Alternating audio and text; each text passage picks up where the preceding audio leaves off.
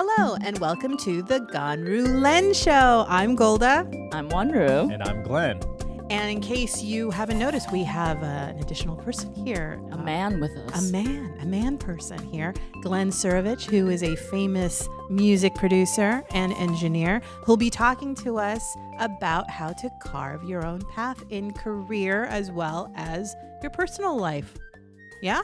Wow. Yeah. This is a good friend of yours? No He's pressure. one of my BFFs. No pressure, Glenn. No pressure, Ganru. What? All right, So, let's get started. We are so happy today in this episode to have Glenn Suravech, who is a world famous. I know he'll roll his eyes because he's humble like that.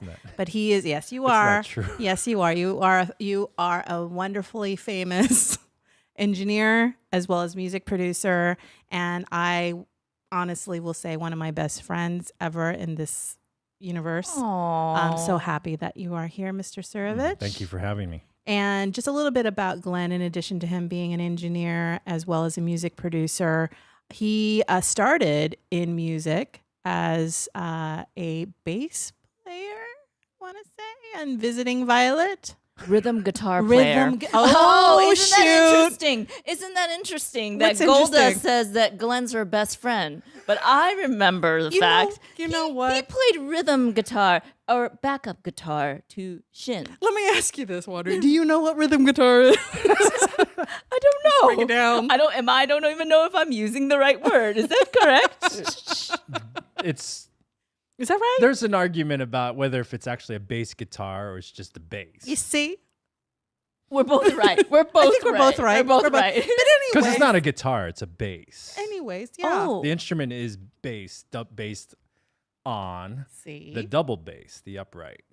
There you go. Wait, I thought you told me you played backup guitar. No, I did, but she said bass guitar, and I'm like, well, there's really technically not really an instrument known as a bass guitar. Technically. I see. Technically. I see. It's a, yeah. I am right. Okay. I'm just kidding. I'm No, still I- as confused as ever. I don't know. But the part of the Visiting Violet part's right. Right. yeah. Okay, good. He was in a band. So he was in a Yeah. band called Visiting Violet, and you were in the band with two other individuals, Shin Kawasaki, who was the lead guitarist, Correct. right? And Correct. Lee Takasugi, Takasugi. who yes. was the lead singer as well as keyboardist and primary songwriter, or Correct. one of the songwriters, Correct. right? Right. You started there, and then from there you moved into audio engineering. Correct. Is that right? Yes. And you have worked with the likes of Durwood, which happens is- to be our band, me and Gertie Mez's band, Long Nguyen, Alice Tong, Jackson Brown, Sujin Kim, Jennifer Zhang, Bob Dylan, a guy named Bob Dylan. Who's that? What's What? he doesn't have a future. Crosby, Ben- Stills, Nash, Ben those guys, Ben Harper. Ben Harper, Yes. Civil Wars. Mm. Oh, I miss the Civil Wars, Glenn. We did one record. It was for the Hunger Games soundtrack.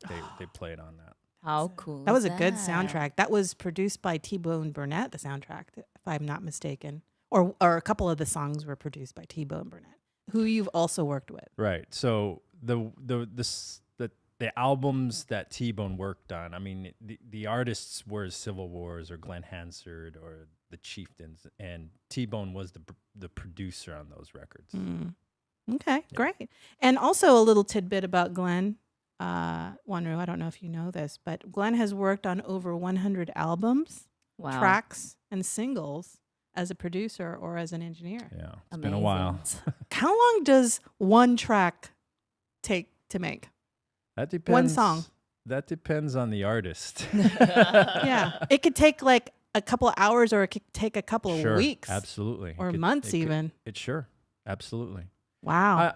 I mean, a I long think time. because of technology, because we have computers and internet now, it makes it more possible to be able to work from a distance. So that tends to add time, because if I'm mixing a record or a track and I send it to the artist, sometimes it takes 24 hours before I get a response or notes for what to change. Whereas in the traditional sense, we used to be in a studio, the artist is sitting right next to me and saying, okay, turn the bass or EQ the vocal, something. Things are a little bit more immediate at that point.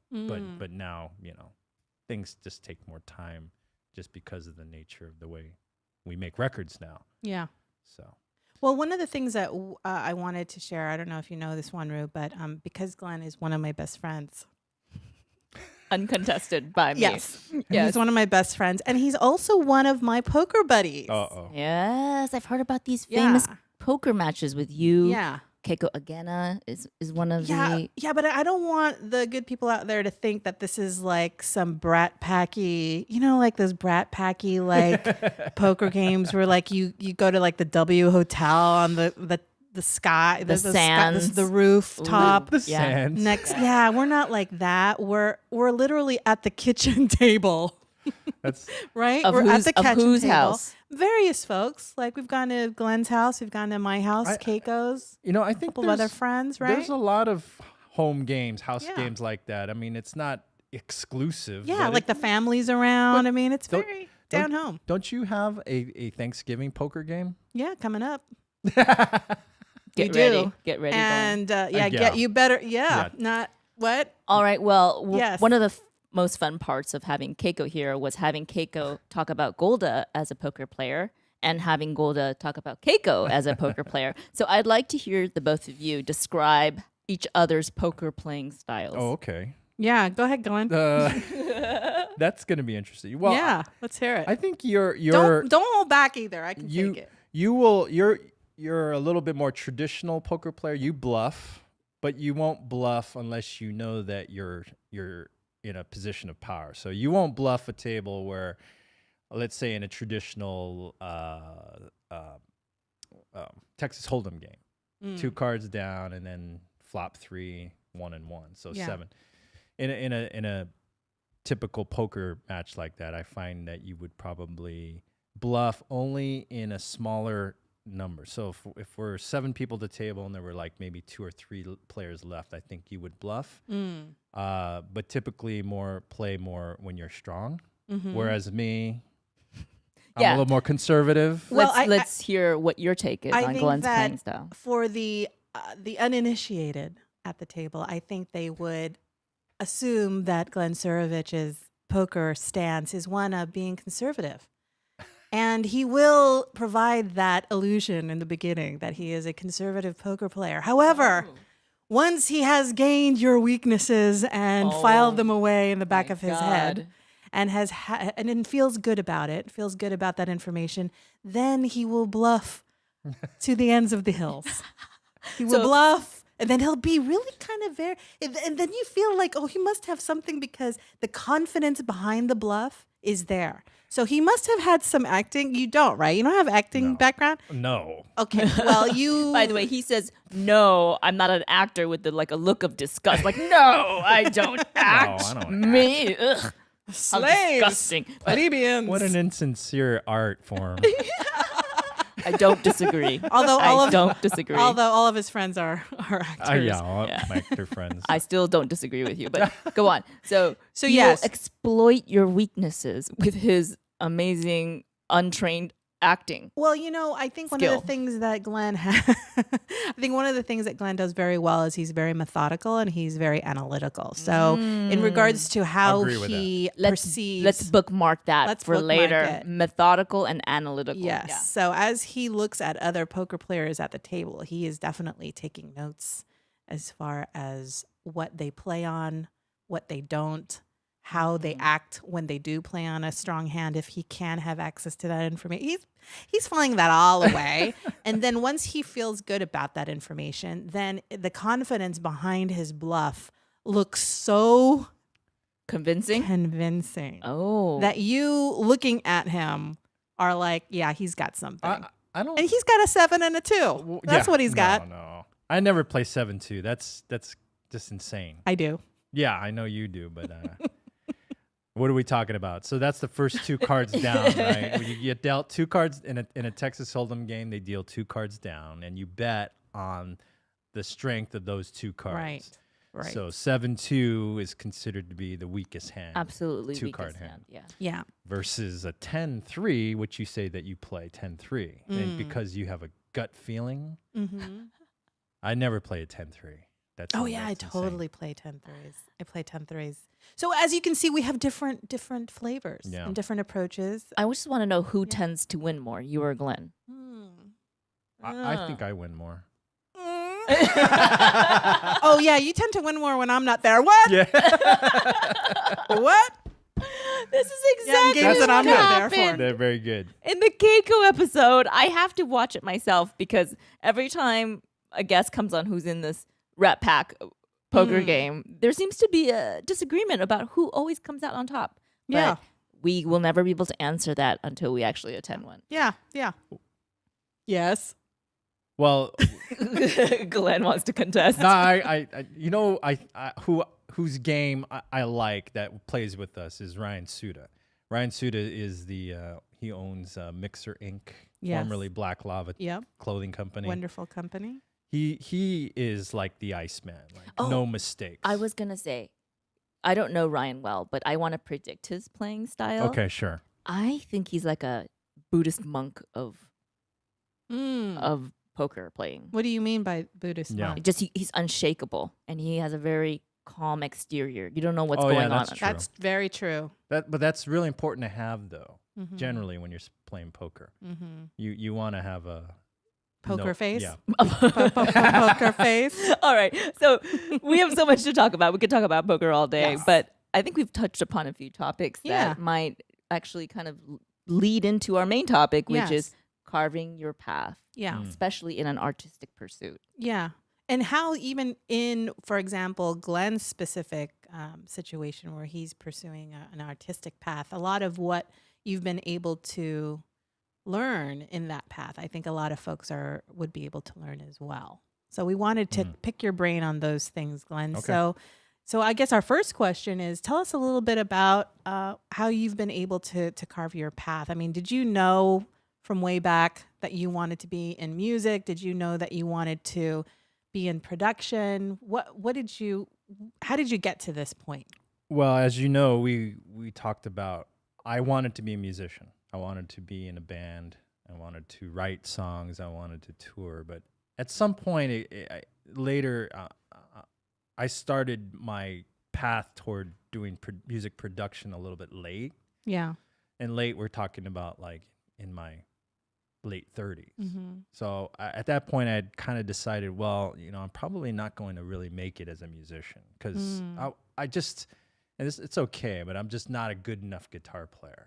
Like I know how to play the guitar, but not like Shin Kawasaki can play guitar. Yeah. You know? Or like, I don't know, Eric Clapton. I mean, Right. it's just not in me. Yeah. I take a lot of time to get to a certain level. Yeah. So I was like, it's probably not going to I'm not going to invest that much more time into trying to be a professional guitar player. So I decided, well, there's maybe 3 things I could possibly do. I want to stay in the music business. Mm-hmm.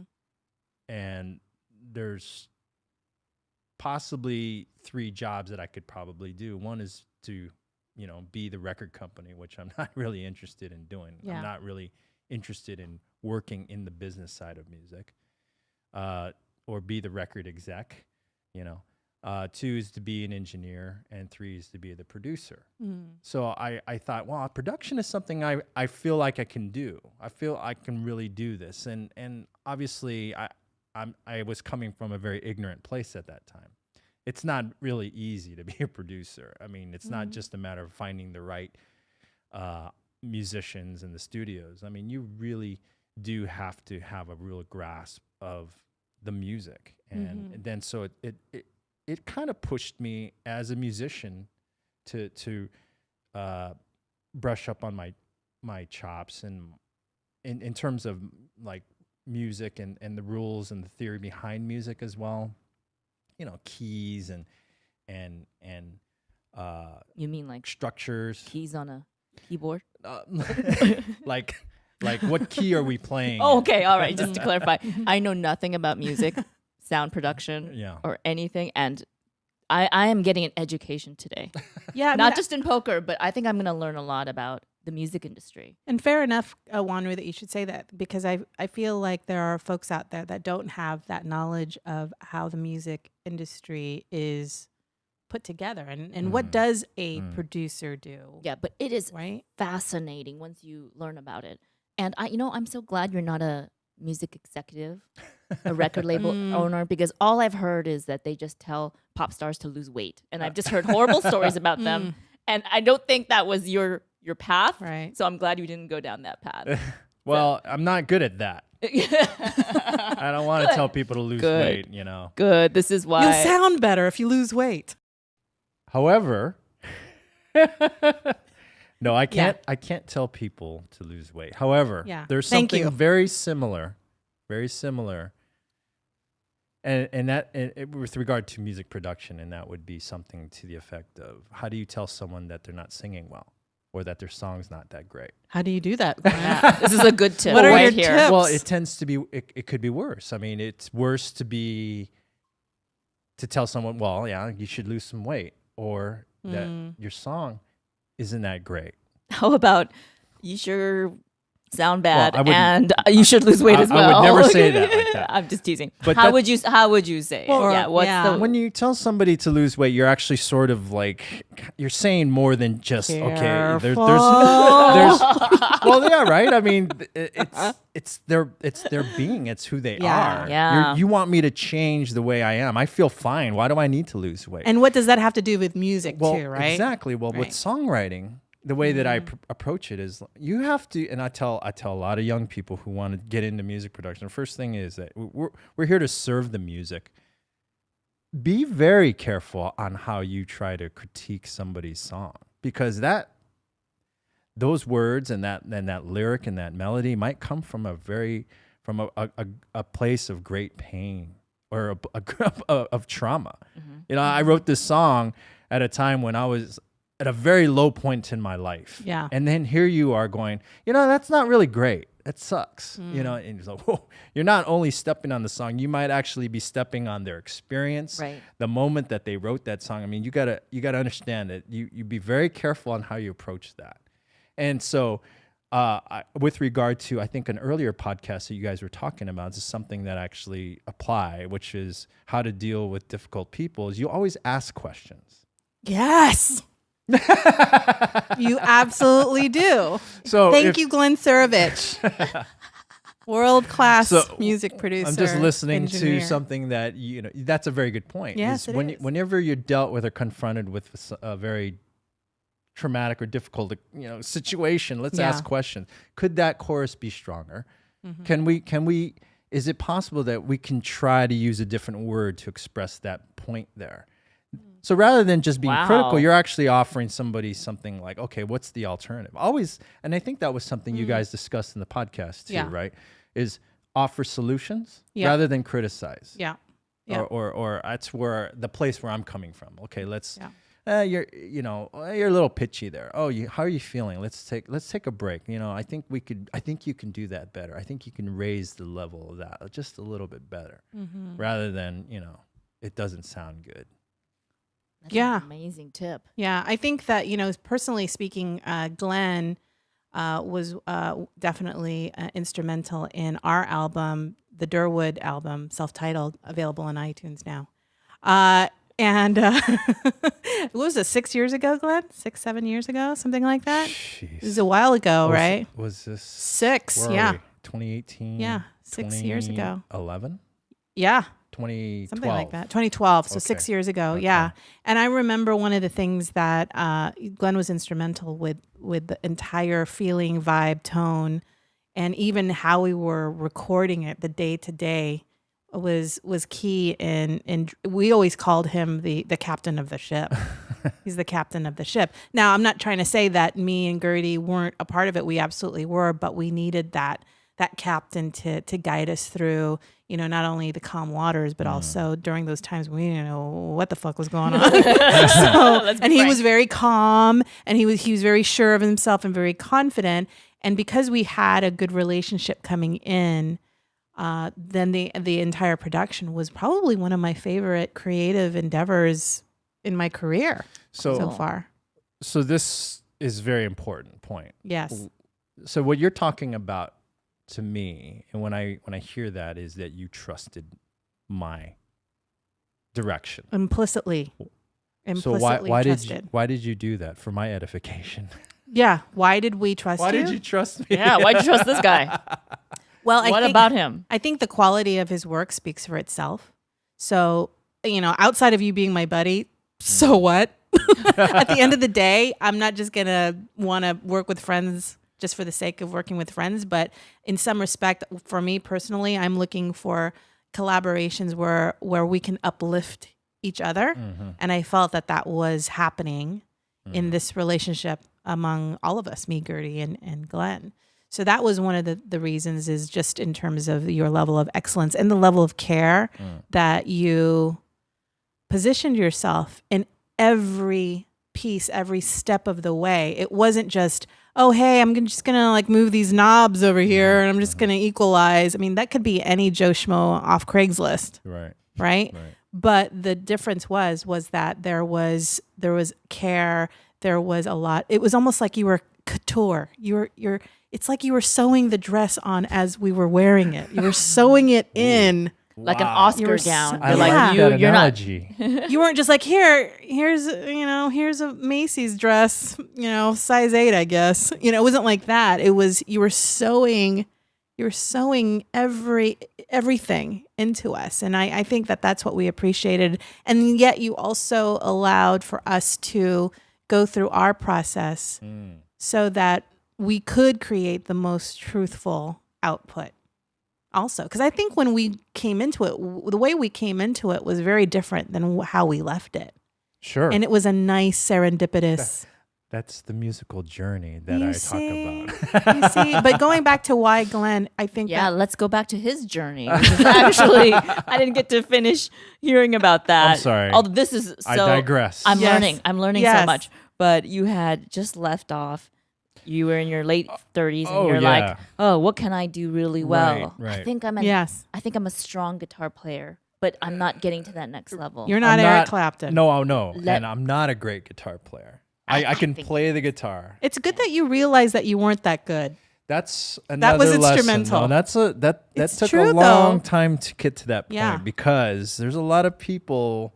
Oh yeah. And some of whom I may have worked with. Sure. When it comes to creating art, is really understanding and knowing who you are. Okay, so I mean, I know that's another very cliche point. We're getting a lot of nods. No, you can't see this, but there's a lot of nodding going on here. Yeah. Because if you can't, what does that boil down to? The bottom line is really someone who's truly honest with themselves. Okay, I'm not a great guitar player. Okay, I can play the guitar, but I can actually look at myself side by side with someone like Shin and go, no way.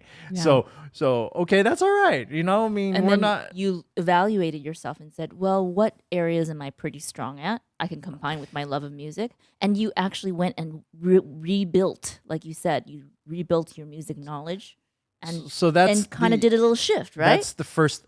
Okay, so my life has been a series of fortunate accidents, things that I got lucky because I didn't know that I was going to be a good engineer. I knew that I was going to try to go in that direction. Okay, so let me back up. I wanted to be a producer, but then I felt like in order for me to be a good producer, I need to know how to be an engineer. So that's when I decided, okay, I got to go back to school for that. I got to figure out what these knobs do. I've been in studios. I've made, a ton of records, but I don't really know what the engineer is doing. The last record that I did was at, so a little quick story. So the last Visiting Violet record was worked on at Billy Bob Thornton's house. Oh. Okay, now Billy Bob Thornton bought... Actor. Producer, director. Academy Award winning. Yeah. Right? He won that award. Sling Blade. But Glenn doesn't think much of actors anyway. No, Billy, we worked at Billy's house. We met Billy's great guy. He's cool, totally cool. Great musician himself, you know.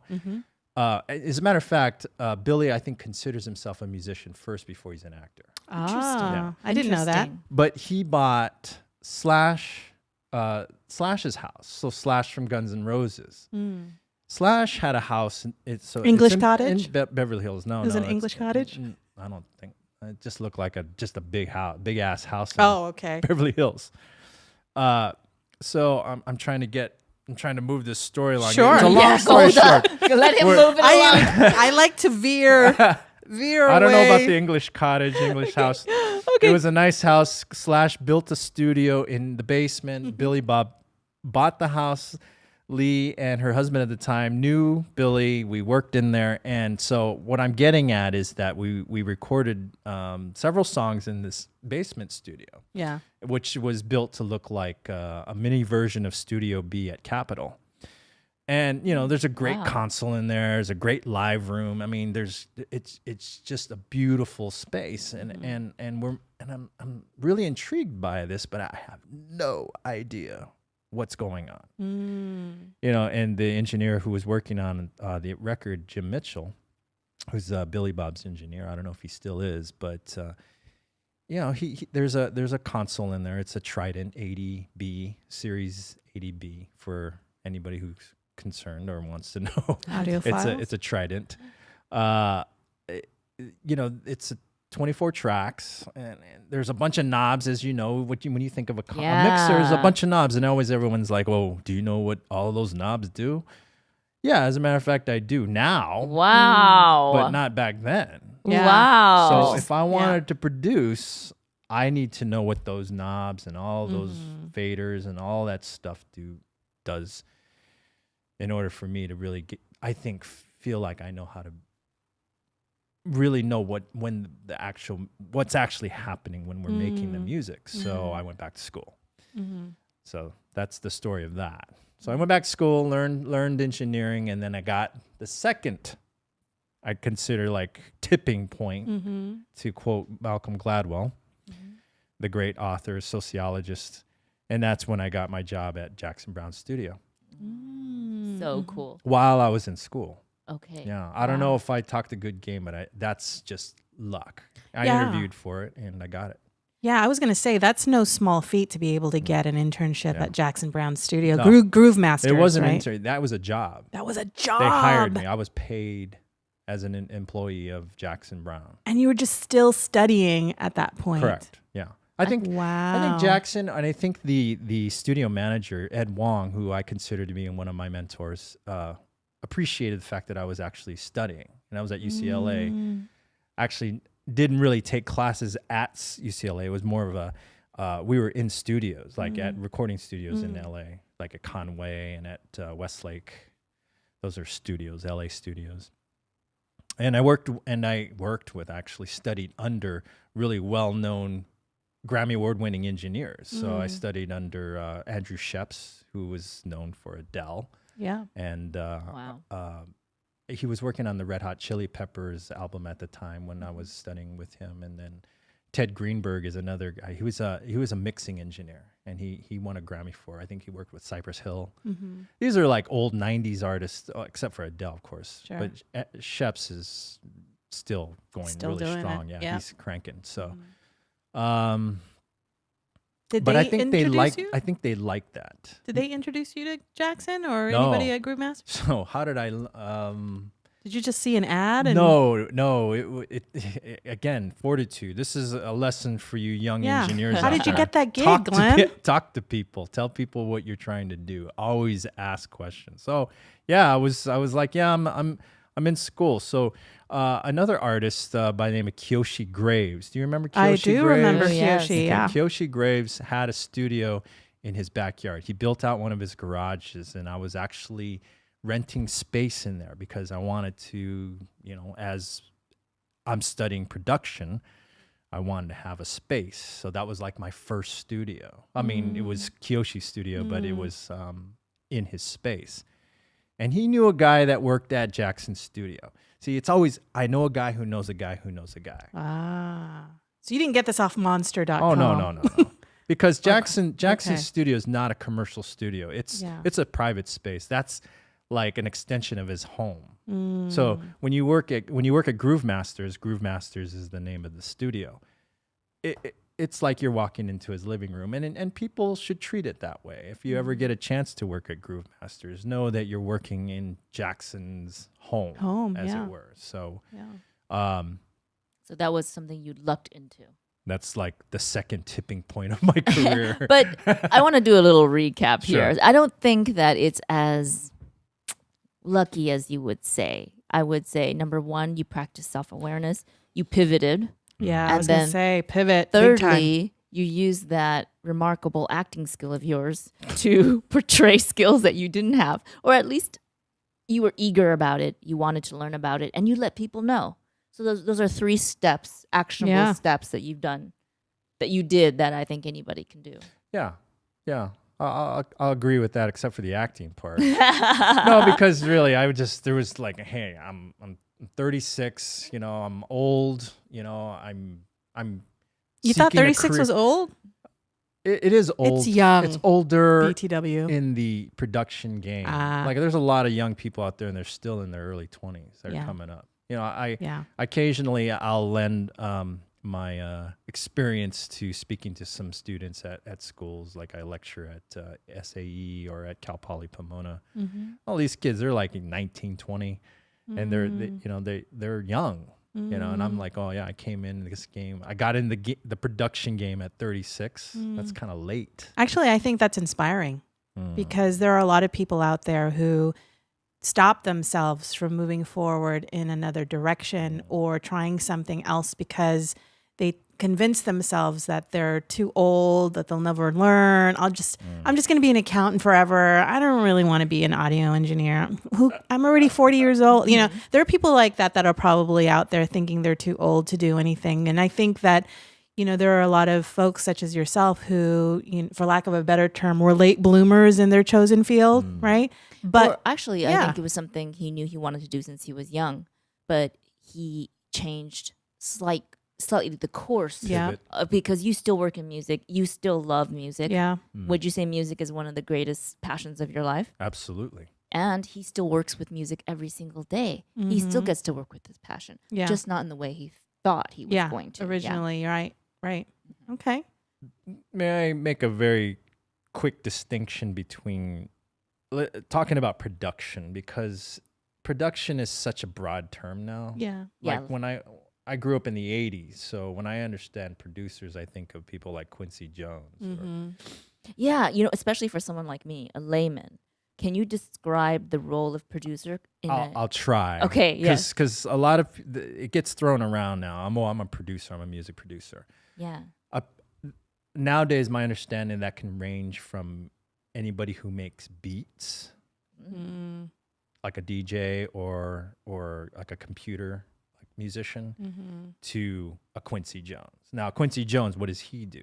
Quincy Jones really is a genius in his own way, in his own right, can probably put together small orchestras and can score and can conduct and has a real strong music background, plays piano extremely well for himself, you know, as well as having connections to understanding a good concept of studios and musicians to hire, and a good concept of just listening to a hit song. And David Foster, the great producer, Earth, Wind, and Fire, among others, would say the same thing, or has said the same thing. Production is not really just, you know, knowing a good studio and getting musicians. He had to know when a good song would be a hit. Quincy has that skill. So it goes from that on one side, which I consider myself to lean a little bit toward, not Quincy Jones, but at least coming from that school, to I have no knowledge or experience really in making beats and sampling, which is a very viable form of music creation now. I'm not putting that down. I just don't, that's not where, if people came to me and said, oh, well, can you build me a beat? I can't do that. I know somebody can, but you know, as a producer, I wouldn't put myself out there that way. Right. You also have to understand that your Durwood record is very unique in a sense of the way it was made. You actually had a full band. You actually went into a recording studio. Right. You know, you use analog equipment. Yeah. So it's not archaic in any way, but you actually took the time to polish and work with me in pre-production. Because I did send you back for some rewrites on certain lyrics and certain arrangements that producers do to try to make the song better. And that process is its own thing in itself.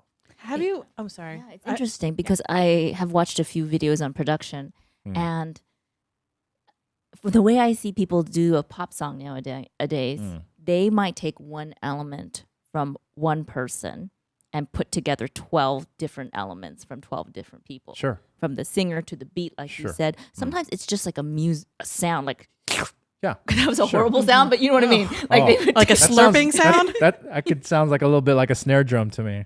Oh, sounds like pho. Okay, all right. Well, open to interpretation. Oh, see, Yeah, we got a track. oriented. We got a track right now. Look at this.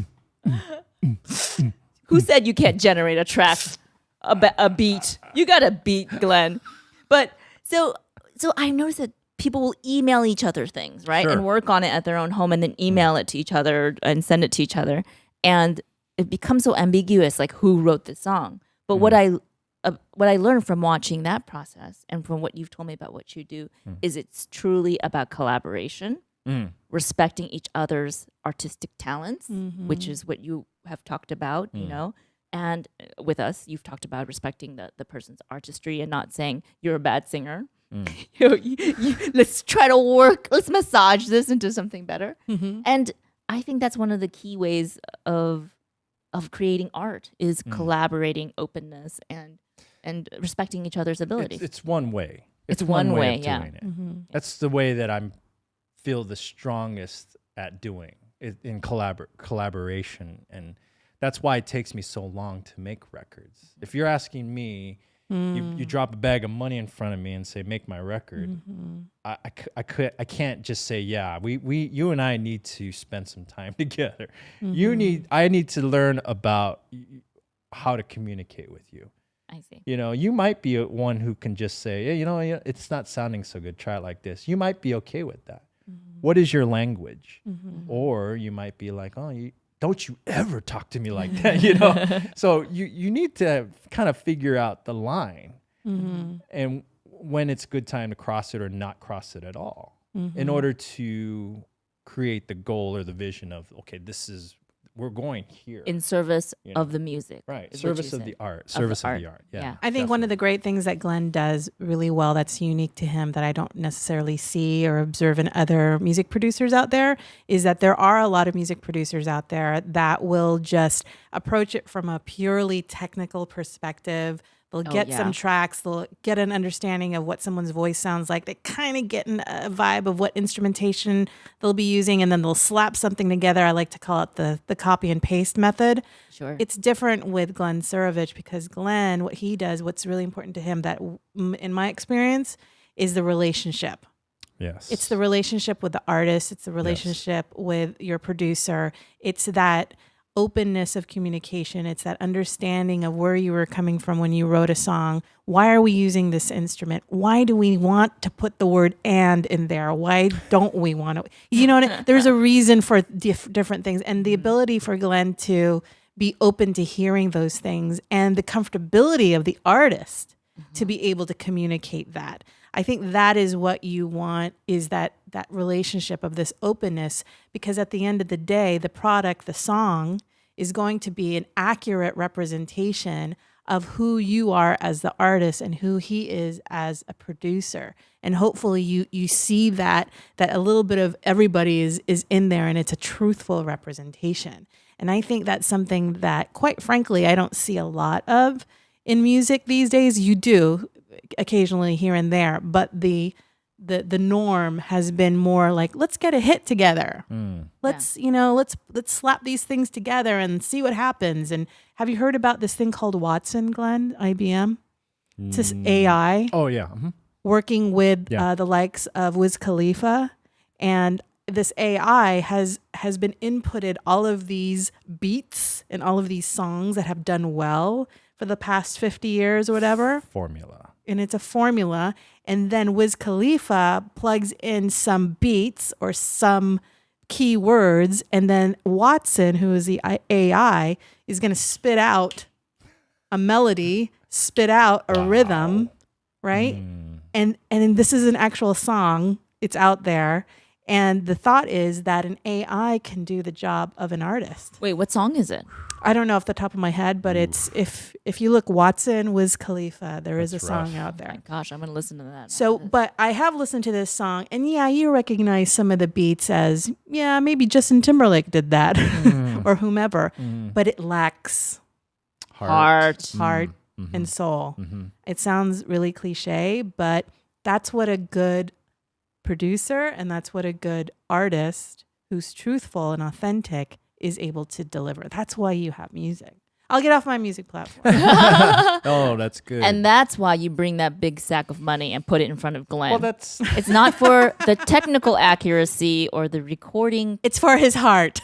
engineering. And bring his me a soul. sack of It's money. for him to build a relationship with you and collaborate on producing a beautiful artistic venture Yeah. together, a journey. We're talking about trust. That's what it is. Yes, let's talk about trust because this is one of, I would say, your key principles. Mm-hmm. And the way you talk about it, I was like, gosh, I've never really thought about trusting people the way Glenn has applied it to his life. So tell us your philosophy Well, I on think trust. you guys know it in the way that you guys do improv. Because you when you guys are on I stage, barely trust this one. right? I don't trust her on stage. I'm constantly afraid. But that's dangerous, right? You don't want to be on you don't. stage with someone who's dangerous. We got each other's Yeah, back. yeah, Yeah, true we that. do. Is this correct that you both do improv yes. together? Yes. We took Yes. a class together. Okay. Yes. We were the loudest laughers of each other's sketches. Nobody else was laughing. Was your That's your okay. teacher talking to you about being safe or allowing Yes. yourself? Yes. Right? Yeah. Absolutely. What is that? What's the famous? This is a improv safe saying? place. Yes, and right. Yes. Yes. You always and. accept, right? You're always taking. So that's basically the bottom line. That's trust. Mm-hmm. But no one's gonna come to me With the big sack with of the money. sack of money I love that analogy. Yeah. unless they don't have a sense of trust for that you're going to deliver what they want in a timely manner in the way that they want it.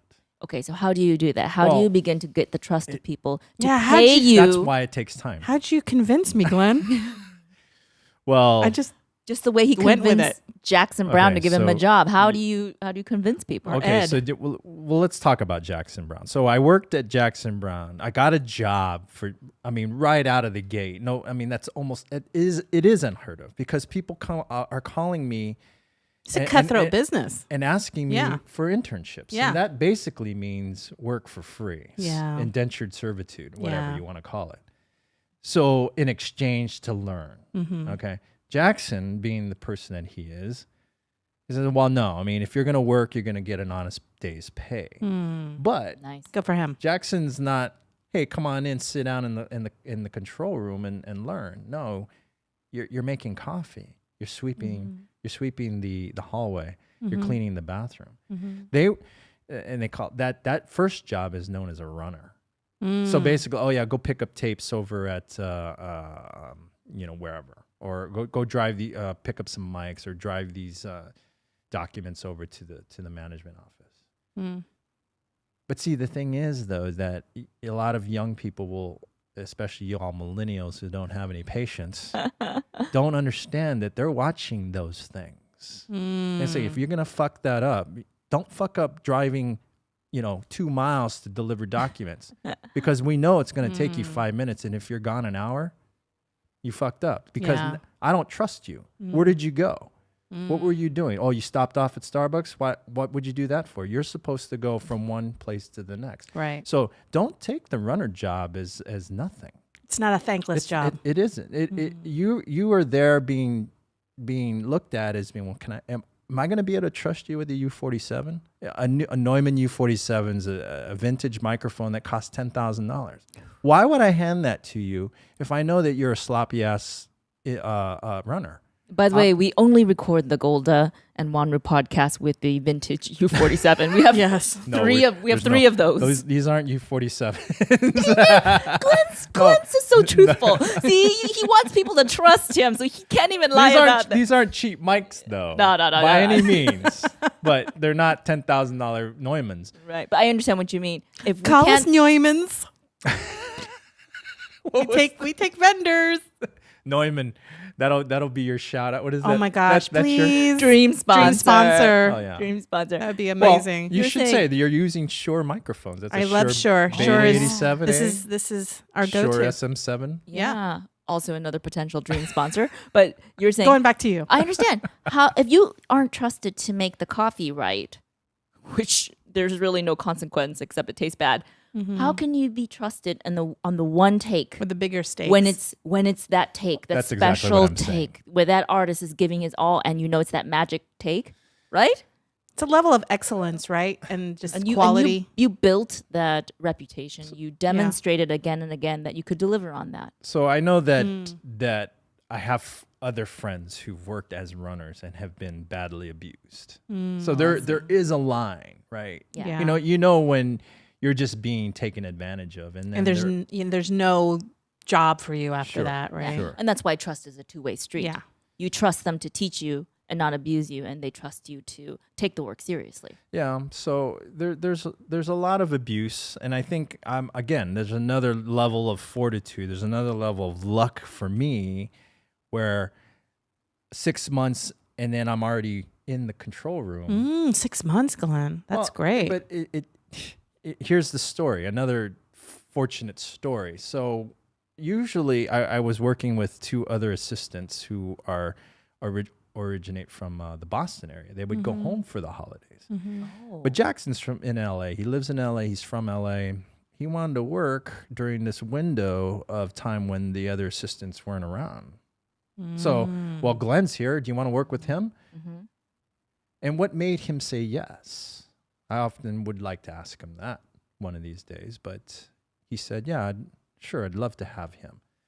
Wow. So Jackson and it was my first shot at being in the control room running and we weren't even using Pro Tools. It's a program called Nuendo, which is I think it's a subset of Cubase, and it's a digital audio workstation, a DAW as we call. I wasn't even good at it. I wasn't really good at the program, and I had already had a little bit of experience on the console as a Neve 8078 console, vintage. And I think Jackson and that's what knew we that. used to produce the Ganru podcast. The vintage what console? Neve A 8078. Neve console. Yeah. We only use the best here. But yes, go ahead. Yeah. You would know if there was a Neve in this house, Oh. in this studio. What would be the giveaway? It's huge. Okay. It's probably as big as your couch. You see how little I know? But yes, okay, go ahead. I was like, what's the giveaway? Oh, it's gigantic. Well, okay. We're going back Sorry. to trust. So Jackson actually trusted that he would be able to get some work done while with me. So, and then here's another lesson for young engineers is that you never know when your shot's going to be. Because it just so happened that the assistants were not in town. And I was the only one in the studio at the time. I mean, I don't know how many stories that I've heard that are similar to that with other engineers. So we're sitting there and I'm working, and then next thing you know, Jackson says, okay, you want to go with me to a fundraiser? Oh, well, we worked like only 2 hours. Oh, okay. Next thing I know, I'm driving Jackson to the Palisades, and we're at John Densmore's house. Oh, you guys don't know who he is. We don't know who we do. No, I don't know who John that is. Densmore is the drummer for a little band called The Doors. Oh. Okay. Kind of a big deal there. Okay. I bet you those two Bostonian guys are like back home eating clam chowder going like, God. Playing Scrabble. No, we've all had Their great Aunt Millie. We've all had our time in brushes with greatness. So Yeah. that was cool. So yeah, I met John Densmore, and I was with Jackson Brown. So when you're rubbing shoulders and you walk into a place when you're with Jackson Brown, people come up to you and think you're important. Oh. And did anything come of that out of that Hi, nice to fundraiser? meet you. No, Not really. Jackson bought some stuff, and I took off. But after that, how was Jackson towards you once you did that little stint? So that's the little window. Everyone gets a little shot. That's your shot. So I still worked for him, and I worked for him for the next 6 years. So what do you think it was about you that made him want to give you a chance? What do you think was happening before that moment, before he goes, I want to work with Glenn? I don't know. I'd like to ask him, but I think I was very detail oriented. Aha. Yeah. There it is. There it is. Here we go. I kind of did the shit that nobody wanted to do. We're getting to the stuff. So as a runner, your real job is just to help the clients, make sure, answer the phones, clean the bathroom, make the coffee. But then I decided, the back storage room is really fucked up. Let's clean it up. So I cleaned the back storage area. Okay. And then I organized. Now we're talking about going a little extra. Yeah. Yes. What is the saying? Go the extra mile? No. You said earlier there was a saying that's like the change you want to see in the world? No, dress for success? Being useful to a point where they can't.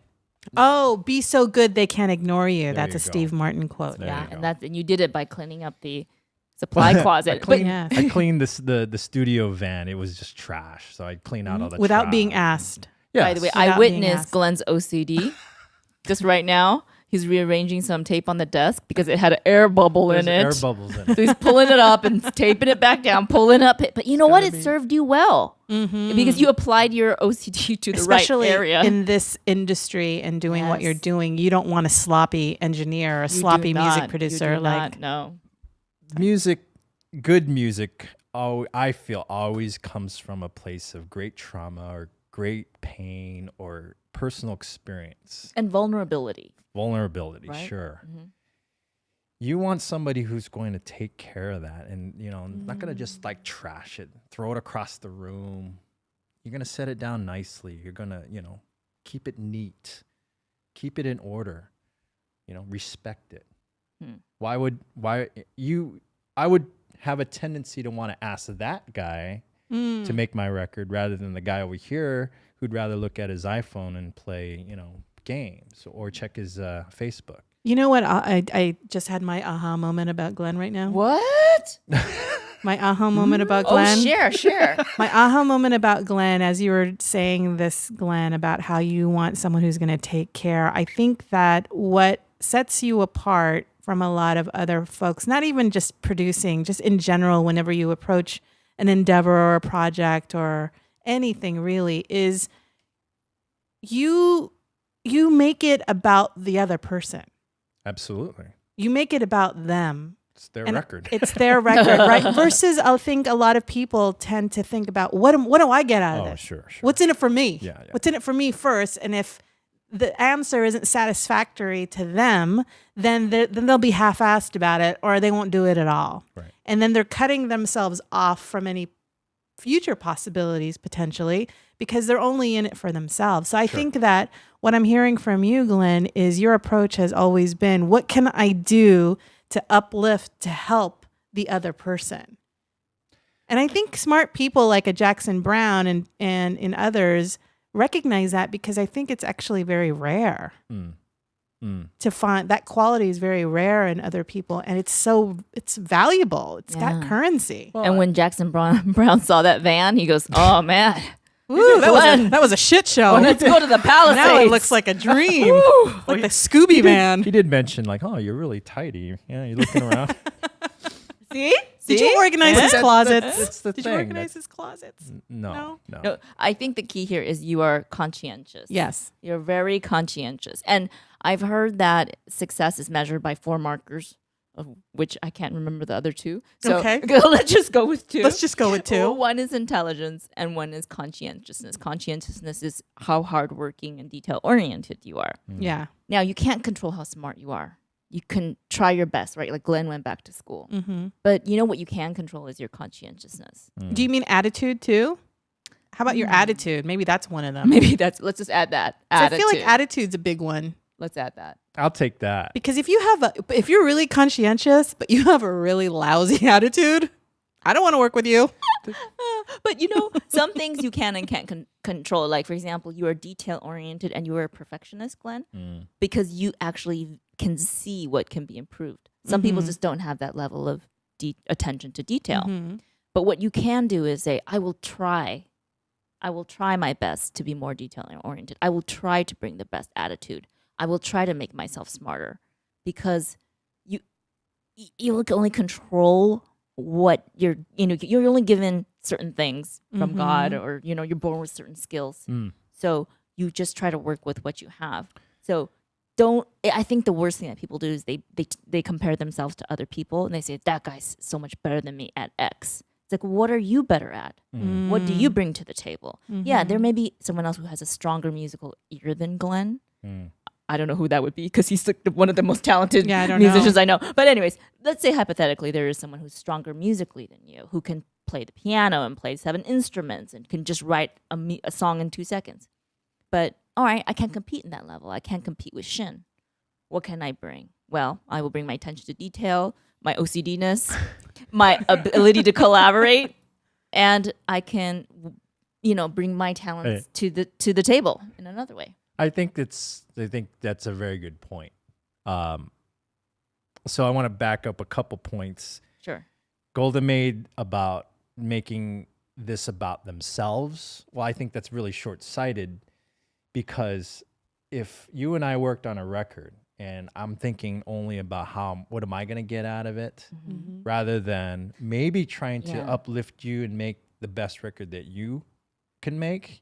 Right. What your success is going to make me better just by association anyway. So, you're shooting yourself in the foot by, trying to choose projects or do things that you think they're only going to serve you. This is great, because my album is dropping next month. Did you know this, Golda? It's called The Rue.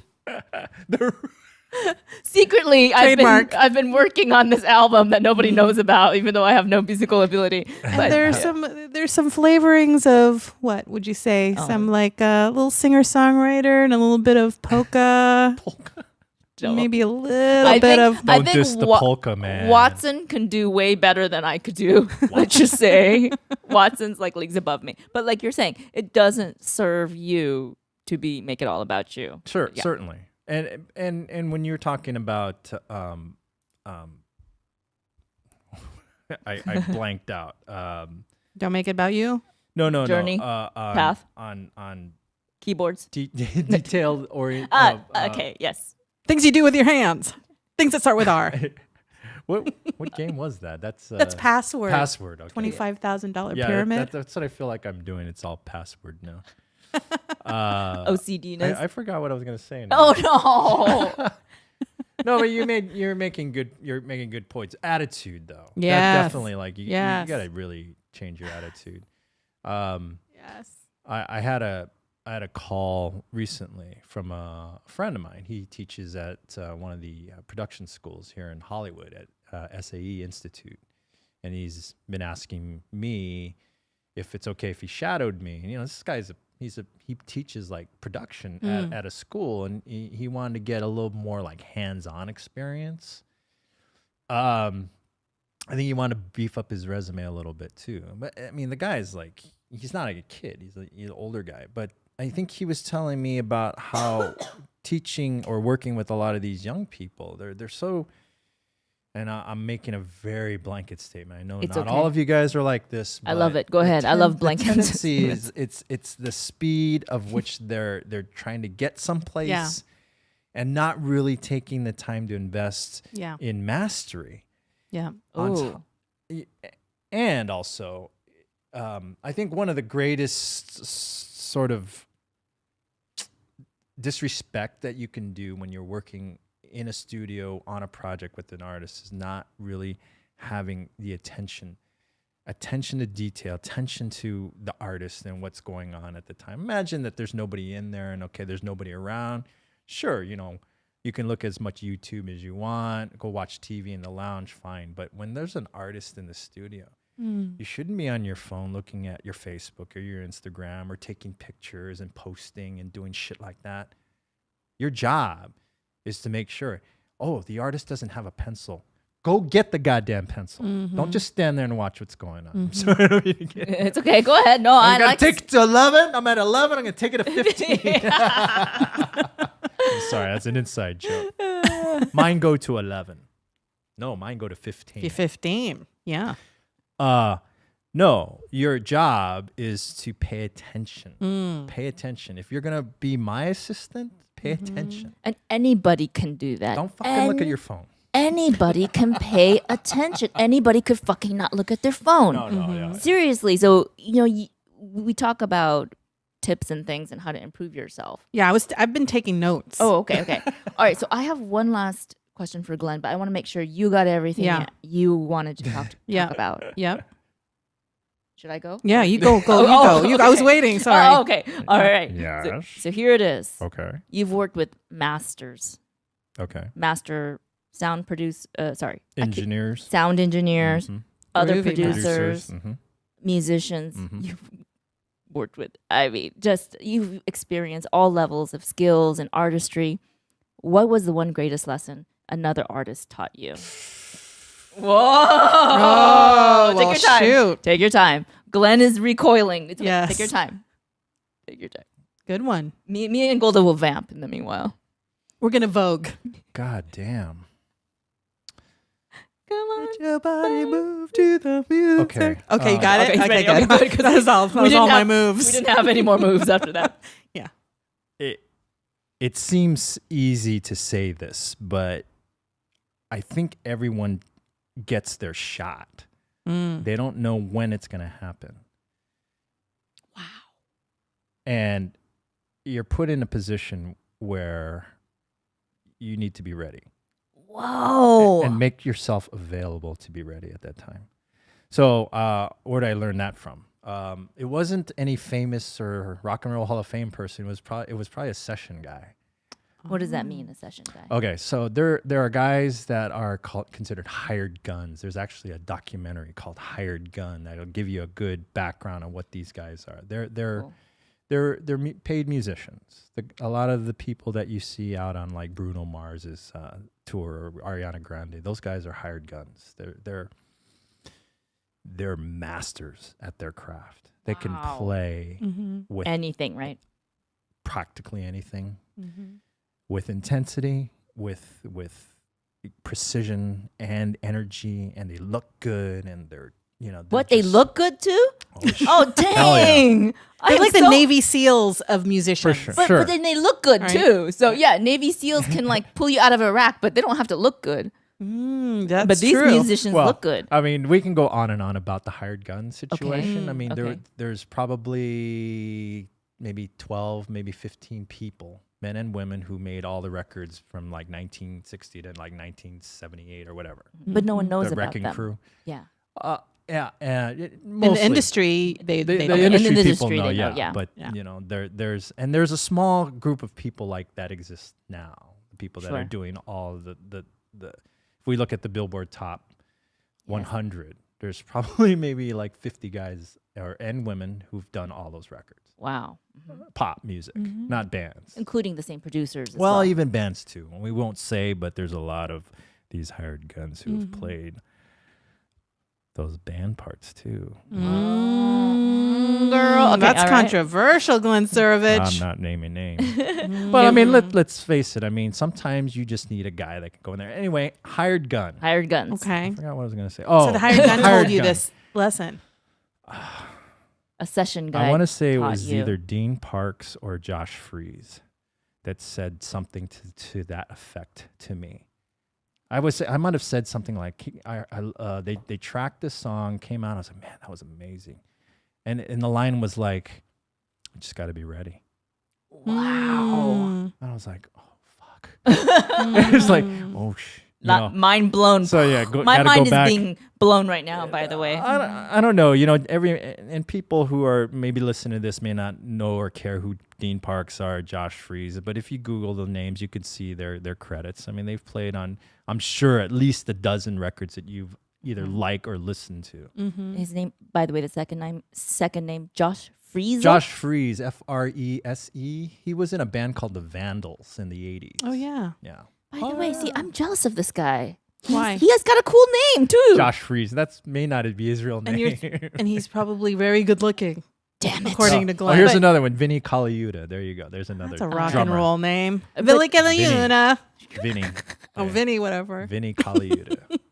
or there's Billy Caliuna. Kenny Aronoff. There's another rock and roll name. Yeah. So we're gonna search. I'm gonna start Hired searching guns. these guys Sure. and look for them at the next like MTV Music Awards or AMAs or whatever. They're gonna be playing. No, back there. the hired guns probably not at the awards show. Oh darn. Okay. Maybe the tours. Okay. I'll look for them in my next concert that I attend. And here's the thing that sucks about being a hired gun is a lot of times these guys have played those songs, but they don't get credit for playing them because know you're a work for hire. Here's whatever scale is now $300 for a session, Wow. maybe 600 double scale. Doesn't seem fair, does it? Given everything they do. That's the way it is, man. That's the way the industry is. Yeah. But they probably bring as much energy and professionalism to Yeah. a gig like that, And style. right? Yeah. And style. Yeah. No, for real. I Yeah. mean, you can ask 3 different guitarists to play, Oh yeah, absolutely. a particular song, and they can they'll do it differently. Yeah. Absolutely. Absolutely. Yeah. So to sum it up, be prepared. Or how would you Or put it? recognize the opportunity, right? Well, again, it's something I think you said earlier, Golda, is making yourself ready and available, and making yourself available. Because if you're sitting around at home, you're not available. Put yourself in that situation, that realm, because your shot will come. I believe that as long as you stay true to that, and I forgot the word you used, but it describes just being focused on your craft and trying to go up above and beyond, not just do the bare minimum. I could just conscientiousness. Okay, and it's all of that attitude too. I'm sorry. Oh, that's great. That's a great takeaway. Yeah. I was writing down notes as we were talking, because I was thinking that as it relates to you, Glenn, in the music industry and how you've been able to carve your path in the music industry as a producer and engineer, many of the things that you've been able to apply along your path, a lot of folks in other industries or in other types of work can also apply this for themselves in different stages. So someone who's still in the early stages of their career or life, and maybe even some folks who are making that career transition or entering into, midlife or later even. What I came away with was you build upon your passion, build upon your love, and what you might initially have sought out to do might not necessarily be the path that it'll be a path, but maybe not necessarily the thing that you were going to do, and to be open to be able to pivot, which you've done really well. Had you spent more time just saying, no, I'm going to be a musician, and spent another 20 years doing it, those would be 20 years that you would have lost pursuing the engineering music production side. So the fact that you had the self-awareness and the discipline to be able to make that decision to pivot, right? And actually go with that pivot, that's huge, right? Okay. That's what I took away. And then the other thing that I took away was understanding and learning when you have those opportunities, like those 2 guys in Boston who were eating clam chowder for Christmas. Yeah, clam chowder. Versus you who's sticking Now I'm around. going back home. Can't work with you, Jackson Brown. God. This is Right? the most awful Boston accent I've Yeah, ever. that sounds. Yeah, whatever. It's turning to Australian. But go on. Go on. Yeah. But I think one of the things that you've always said, Glenn, is that you've always said, I was just really lucky in my career. I was just really lucky. I don't think he was that lucky. I feel like you were that lucky. that you had these opportunities because you almost created those opportunities for yourself, right? Those 2 dudes that went to Boston, they didn't create that opportunity. They're doing just fine. I'm They're- sure they they're- have great They're careers. fine. They're fine. They're but fine. Whatever. No Glenn. Well- whatever. But they're no Glenn Suravech, right? But you were in a position where you were able, that was the first time you were able to work with Jackson Brown, which then paid off subsequently later on, right? And laid the groundwork for even more opportunities later on. But that was a pivotal, It's building. right? So these little things build upon each other, right? Yeah. That's Totally. I think that's what I was trying to. And I think it's hard to see at the time, but I think did you have a sense that, oh, this is big, this is a good thing right now? But only in retrospect that you feel like, oh yeah, that was I thought pivotal. everything was big at the time. Maybe that's the lesson. Yeah, attitude. Everything is big. That's true. No, it was Yeah.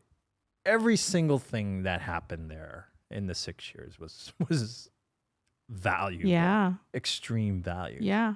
Absolutely. I think the one thing I knew was I wanted to be in production. So there's bad times there too. Mhm. Oh, for Let's sure. say there's not. It's not all just like, oh yeah, For you sure. had you had a great run there. Yeah. There was some rough roads, man. And you stuck to it. Yeah, 100-hour weeks. Ooh. Ouch. That's a Yeah. long time. Yeah. So I got the conscientiousness. I got that you pay attention and you act accordingly. Oh yeah. And also that it's really important that it's more important that you serve the other person or uplift the other person. And that is your goal versus what do I get out of this? You know, Sure. and that I think to this day, I mean, I've known you forever and I feel like that's been very consistent with you is how you put others before yourself a lot of times. And I think that's something you don't get in a lot of people, not just music producers, but people in general.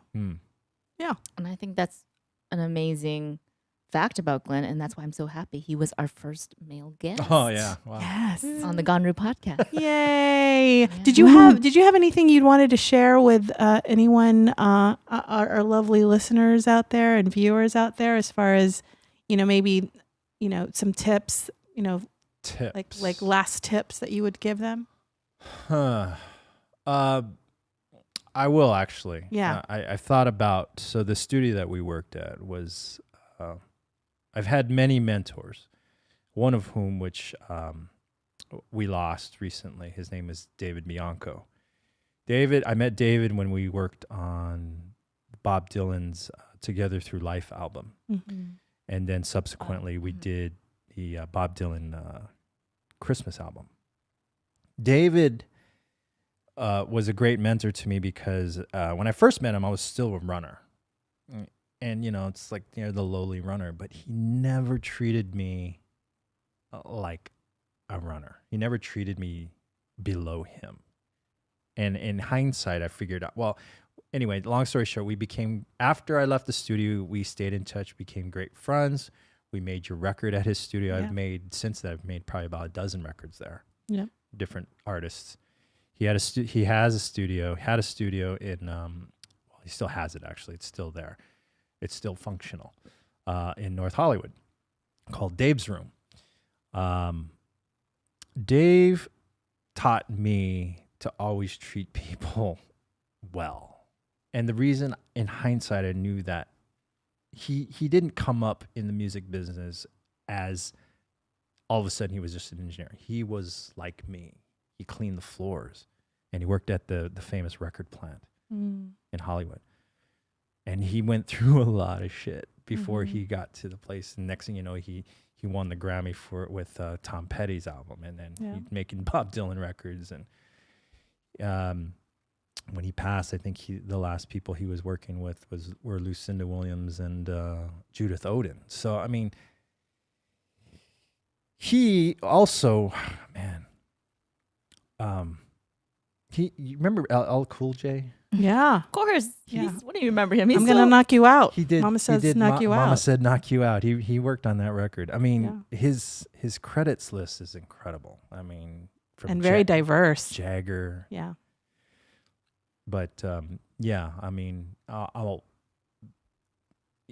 in people as they pass, you gotta just not, I'm gonna miss him, but take something away. What did he teach me? He taught me that you gotta treat everybody on the level. Right. Don't treat people down. He always made room. I mean, my little projects, he's like, I'll get out of the way from you guys. How much time do you need? You remember him. He was he's great. Just a lovely human being. Very down to earth, very kind. Exactly. Absolutely. He's very giving. One of my greatest engineering mentors that I got to carry his legacy somehow. So that'll be one of them, I hope.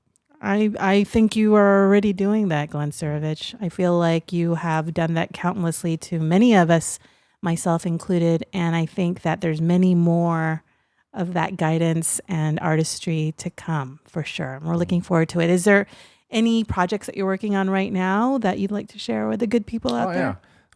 So there's a artist. Her name is Cynthia Lynn. She's based in San Francisco, and her producer, as you know, also his name's Chucky Kim. Chucky Kim, yeah. Great producer, great friend. I guess we've started making her records, so this is going to be a process. It might, over time, but and then I finished Long Wind's second album. Yep. And oh God, sorry, Long, I forgot the name of the record. Oh, there's a title. Excuse me, the title's in tip of my tongue, but it's supposed to drop in October. Oh, okay. So we'll put it in our show notes. Yeah. And so Cynthia Lynn, Long Wind, and I just finished working with an artist, Jesse Acuna, who's a percussion player. He writes songs, and that's with producer Derek Nakamoto. Wonderful. Yeah, Derek also wonderful producer and artist. Wonderful. Well, great. Well, Wanru, did you have any other? That's it. I learned a lot today. Oh my goodness. Yeah, I did too. And I want to say thank you so much, Glenn, for being here today. Thank you for having me. That was fun. Yay. That was a lot of fun. I was talking to so much. No. This is all good stuff. And I feel like there's, I'm so excited for this next chapter of your life. Thank you. I've been fortunate enough to been a witness to the last 15 plus years. Gosh, can you believe 15 plus years, Glenn Suravech? It's a long time. It's a long time, yeah. And I look forward to the future projects as well. Thank you. But I think I don't have any other questions. So I think we wanted to launch into our next segment, which Glenn will lead us into. Girl, you got to.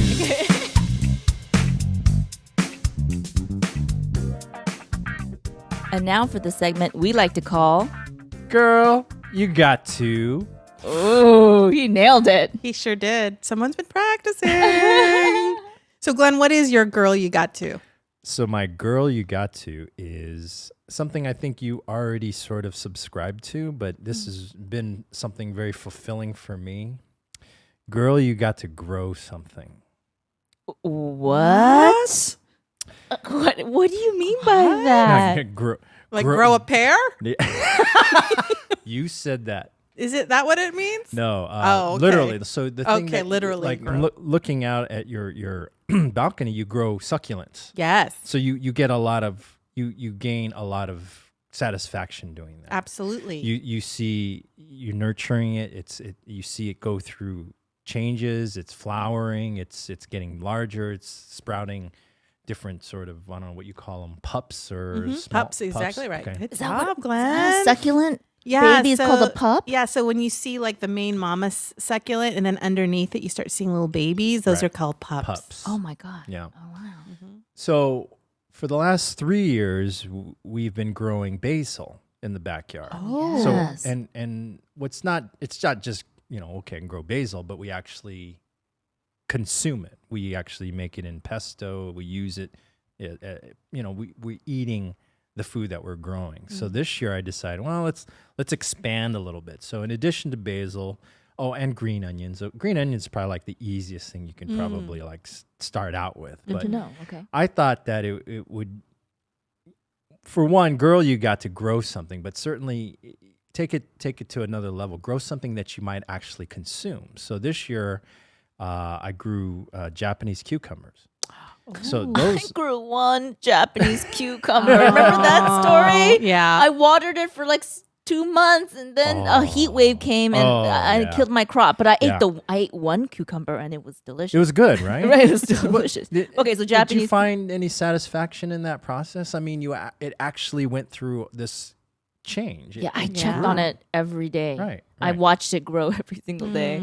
There's something, I don't know if it's therapeutic or whatever, but it forces you to get into a routine because it's under your care.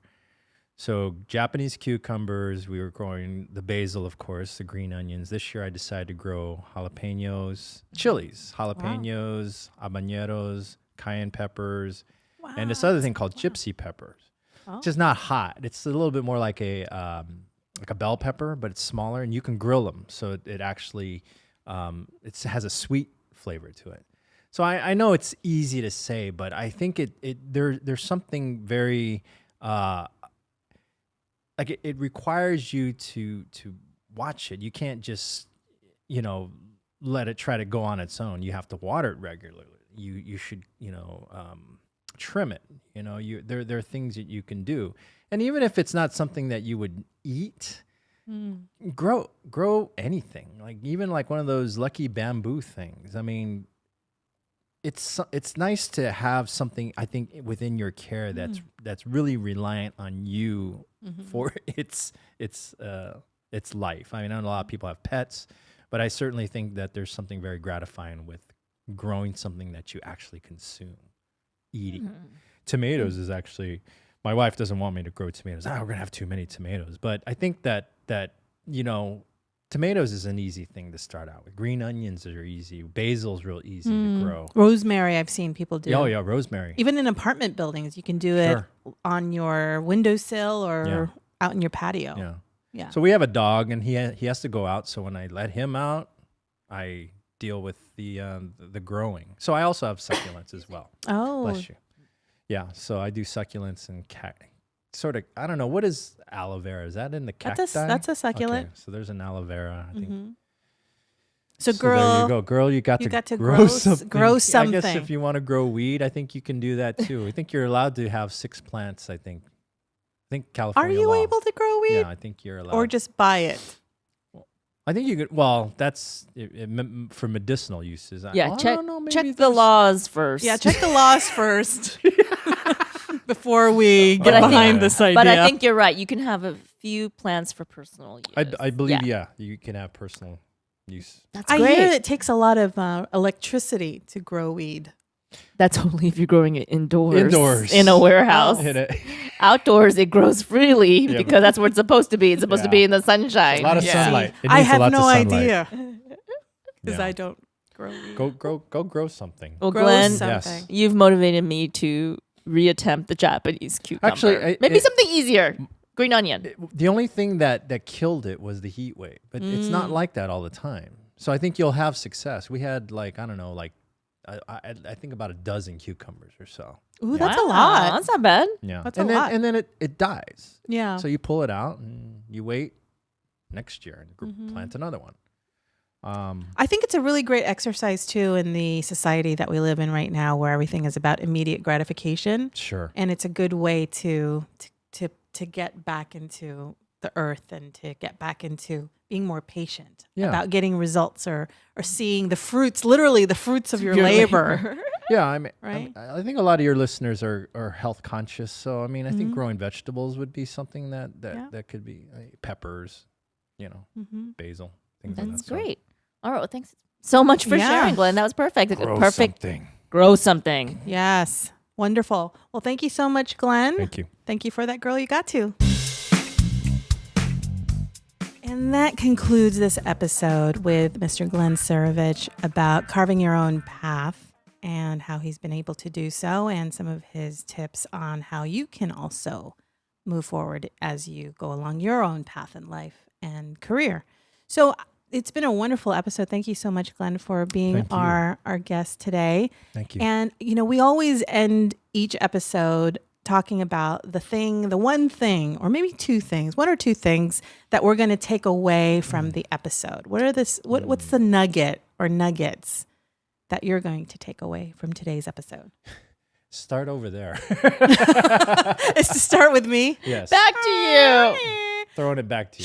Sure. Well, what I will say, one of the things that caught my eye was really something that you said in the very beginning, which was about how you might not move forward in the direction that you had originally thought you were going to move forward in. But what you were able to do was build upon the interests that you had. So you had this core interest in music, and you were able to pivot and build upon that interest. Maybe when you were younger, you thought that you were going to be a musician, but at the end of the day, you ended up being quite a successful, prolific music producer and engineer, and maybe you didn't see yourself as that person when you were 16, 17 years old, but look what you've been able to build upon just that initial interest of music. So I think it's that awareness of what is that thing, that passion that you have, and what are some possibilities in addition to that, but related. I think I really like that. I think that a lot of times people get in their own way and stop pursuing things because they figure, oh, I really wanted to be a singer. I guess I'm not good enough to be a singer, so I'm going to be a waitress now, or whatever. And when there could have been other things within being a singer or within music that they could have pursued. So I think that's a very, very good lesson. What about you, Ganru? That was definitely a takeaway that I got too. Yeah. I have 2 takeaways. Okay. The first is I don't want to play poker with either of you, which is what was my takeaway with the Keiko episode. No. I'm really afraid of this Rat Pack. We talk a big game, but we're really, really lovely. And how much are you guys paying for again? Playing for? $10. $10. For like 12 hours of poker. Low stakes. Low stakes. Yeah. But fun. lots of fun. Definitely. So that's number 1. Number 2, I was going to say that Glenn's OCD, some people might consider it a weakness or a drawback. And in certain circumstances, it may hold him back, but he worked with it to actually give him an edge over those other guys. We won't mention them, but the Bostonian guys. Yeah. Well, yeah, poor guys, those poor guys.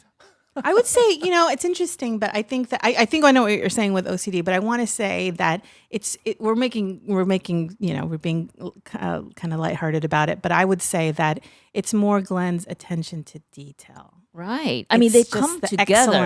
Excellence towards the attention to detail. He definitely has those obsessive compulsive tendencies, but he also has attention to detail. I mean, again, is that a drawback, really? Attention to detail? No, I don't think so. Obsession with quality? I want a surgeon to have attention to detail. Exactly. I heard someone say this the other day. A doctor to have attention to Which detail. is, I've heard this before, which is a God complex is where you think you're God is a horrible thing to have.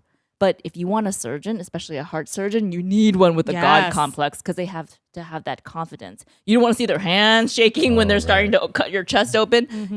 You gotta get a surgeon that has that much confidence in their ability, right? Yep, absolutely. So in his case, his attention to detail was a strength. And so I learned to work within my strength. And I also love that whole everyone gets a shot. Yeah. Whoa. Reminds me of that Hamilton song. Yeah. Remember that song? I haven't seen that yet, unfortunately. Yeah, We should see that. Yeah, it's really wonderful. The soundtrack is available on Spotify. There's this one song, I gotta get my shot. I gotta get my shot. It's a great song. I want to take Sarah though. I want her to see it. Yeah, that's his daughter, Sarah. Yeah. It's great. It's great. All right. So now you're up, Mr. We Suravech. vamped enough. Yeah. Okay. Well, now, how do I take away from yourself? From myself? Like, well, is there anything that maybe we said? Well, you've Maybe been.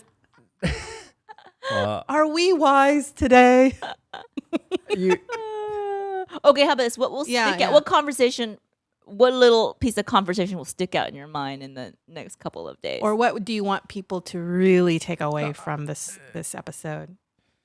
I think that I know it's like that nervous laugh. Sorry, I don't. That's okay. I don't actually know. Like because I don't feel comfortable necessarily telling people, well, this is what you need to do per se. I think that like everyone's experience is their own. So I still feel there was a lot of fortitude. There's a lot of great like luck that happened, but certainly, I mean, it's just being very focused. Okay, I'll take this away.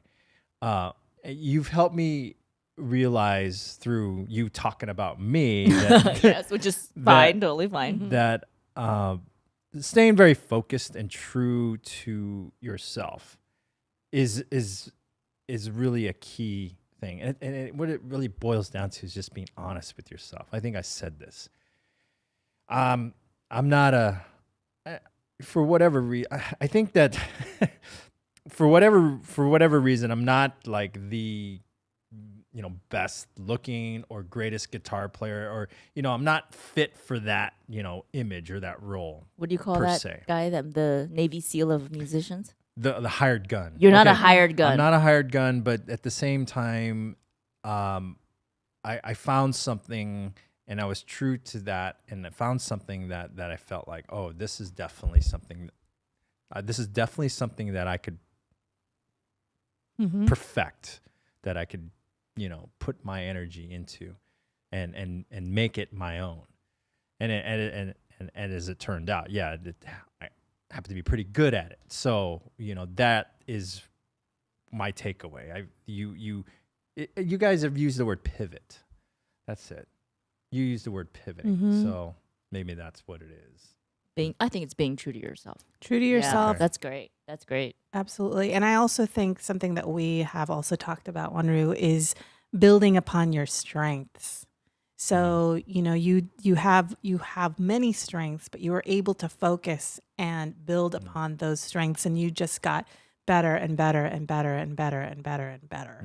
It's that whole 10,000 hours thing, right? Outliers. Yeah. And I think that you're a testament to that, for sure. Yeah. Have you ever asked yourself if you've actually done something for 10,000 hours yet? Yes. Yes, Plants vs. Zombies. I've played Plants vs. Zombies at least 10,000 hours. That's a video game, right? I've watched Sound of Music for at least 10,000 hours. It's an Apple. I'm prolonging this segment beyond it needs to be. Oh, Glenn, it's been so much fun talking to you. I Thank you learned for so having me. much. Thank you. Well, that concludes this episode of the Ganru Len Show. Thank you so much for joining us today. If you've enjoyed what you've listened to or what you've seen on YouTube, again, we are available both on YouTube as a video as well as an audio podcast in whatever podcast providers there are available in the world. We're probably on it. Yes. Aren't we, Ganru? Yeah, Spotify, Apple Podcasts, whatever you use to listen to podcasts. And if you do, please subscribe to us. That will ensure that every time we have a brand new episode, it will download immediately on your phone. And if you are so inclined, we love to hear from you. So if you would love to drop us a note, say how great we are or not great, but we prefer great, please do. We're definitely open to that. And until next time, I am Golda. I'm Ganru. And I'm Glenn. And this has been the Ganru Len Show. See you next time. Bye.